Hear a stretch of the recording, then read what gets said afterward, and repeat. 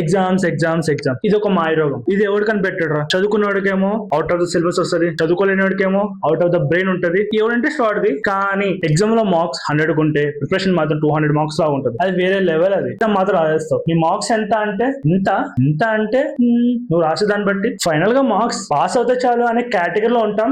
భయం భయం అని అనుకుంటాం. ఎగ్జామ్స్ లో ఏమో ఆన్సర్ దొబ్బిద్ది. ఈ టెన్షన్ లో క్వశ్చన్ పేపర్ చూసిన తర్వాత ఆన్సర్ మాత్రం రాగానే వాయి మాత్రం వస్తుంది. ఇన్నర్ ఫీలింగ్ ఎలా ఉంటది అంటే మన చదువుకుంటే బాగుంటదేమో, నిన్ను చదువుకుంటే గుర్తుకొచ్చేదేమో అని అనుకుంటా ఉంటాం. యూట్యూబ్ లో చాలా సోర్స్ ఉంటది. చదువుకుంటే పాస్ అవుతాం మనకు తెలుసు. ఈ స్ట్రాటజీ వాడితే పక్క స్కోర్ తెచ్చుకుంటామని, ఈ రూపం వాడితే అంత టఫ్ ఏమో కాదా అనిపిస్తుంది. కానీ మనమే చదవం, ఇవేం ఫాలో కావు. అందరికి ఇంత సోర్స్ ఉన్నా కానీ ఎగ్జామ్స్ అంటే ఎందుకు ఇంత భయం? నాకు గ్రాడ్యుయేషన్ టైంలో నేనేమి అంత టెన్షన్ ఏం పడలేదు. కానీ కొంచెం నా టెన్షన్ అంటే పీడిఎఫ్ ఉండేది కాదు, క్లాస్ వర్క్ ఉండేది కాదు, ఉండేది కాదు. కానీ ఎగ్జామ్స్ లాస్ట్ ఎండ్ టైమ్ లో ఒక 1 వీక్ ముందు మాకు ఒక బుక్ వచ్చేది. వాట్సాప్ లో మాకు స్క్రీన్ షాట్లు వచ్చేటివి. ఎలా అంటే ఇది నేను ఒక నాని స్టైల్లో చెప్తా. అలాగే మన అందరి కోసం ఒక వాట్సాప్ గ్రూప్ క్రియేట్ చేశా. అక్కడ ఏ అప్డేట్స్ ఉన్న పోస్ట్ చేస్తా, మీకు ఎలాంటి డౌట్స్ ఉన్నా అక్కడ అడగచ్చు. అంతేగాని గుడ్ మార్నింగ్, గుడ్ నైట్ లో టిక్ టాక్ లో దేవుడు ఫోటోలు పంపించి ఇది పాపం పుంజమని చెత్త మెసేజ్ పంపించారు. అక్కడ అలాగే జరుగుతుంది. ఎగ్జామ్స్ అంటే ఏం పానిక్ కాకండి. అయితే అయింది లేకపోతే లేదు. ఎగ్జామ్స్ పాస్ అయితే నువ్వు గ్రాడ్యుయేట్ అవుతావు కానీ ఐఏఎస్ ఆఫీసర్